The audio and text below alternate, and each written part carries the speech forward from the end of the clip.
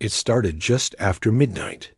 Claire sat curled on the couch, scrolling her phone, the glow washing across her tired face. Outside, rain tapped against the windows, steady and soft. Then, from upstairs, came the sound of weight pressing into old wooden boards. A slow, heavy creak. She froze mid-scroll. She muted the TV. The silence pressed in. For a moment, nothing. Then another creak, longer this time, as if someone was shifting their stance. Her mind scrambled for reasons. Maybe the house was settling. Maybe the storm outside was rattling something loose. But deep down, she knew the sound of footsteps. She rose, careful not to make the couch springs groan, and tilted her head toward the staircase. That was when she heard it. A door upstairs, its hinge squealing as if it hadn't been opened in years. A cold shiver ran down her spine. She lived alone. Claire's first instinct was to call the police. But she pictured the embarrassment of an officer, finding nothing and scolding her for overreacting. She clenched her jaw and whispered to herself, "It's nothing. Just the house." Nothing. She walked to the kitchen, each step slower than the last, and slipped the knife from the drawer. Her hand trembled, the blade catching faint reflections from the TV glow. The air itself felt different now, thicker, heavy, like the house was holding its breath with her. Then it came, a dragging sound, faint at first, like fabric sliding across a floor. Then again, louder, closer. Claire's stomach flipped. It wasn't coming from the hall.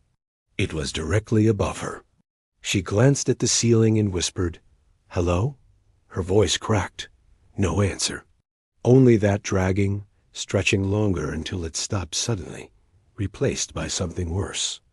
Whispers. Low, hushed murmurs seeped through the floorboards.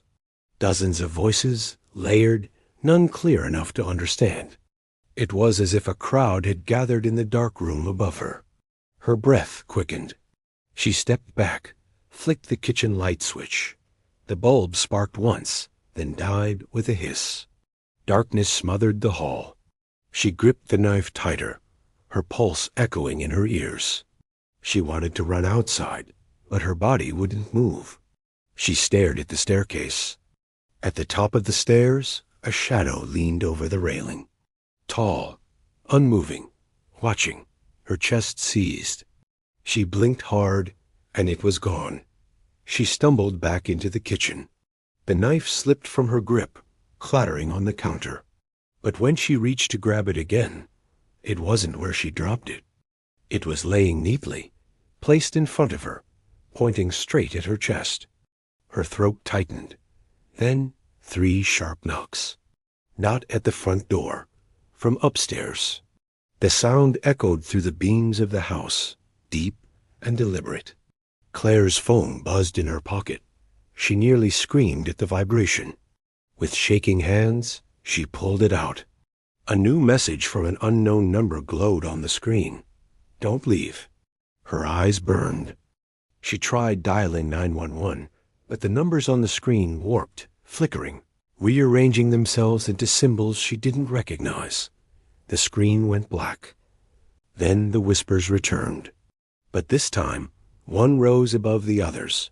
Fear rose up in her eyes. Claire, her name, drawn out slowly, whispered like a secret. Her breath caught. She spun in every direction, nothing but shadows. Then movement caught her eye. Not in the room, in the dark reflection of the television. Something stood behind her. A figure, tall, pale, its head bent at an unnatural angle. She turned fast. Empty room. She whipped back to the TV reflection. The figure was closer now. Right behind her shoulder, its face stretched in a smile too wide to be human. The TV popped with static.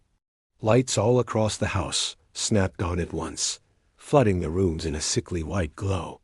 And there, at the top of the stairs, was Claire. Same clothes. Same hair. Same trembling hands. Her double tilted its head in perfect unison with her. Then it smiled. When it spoke, it was in her exact voice. Go back to bed. The lights flickered. Claire screamed. Everything went black. The last thing she felt was a cold hand brushing the back of her neck. Then silence. If you survived this story, you're braver than most. Got a nightmare of your own?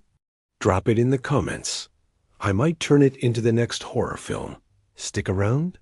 You don't want to miss what's coming next.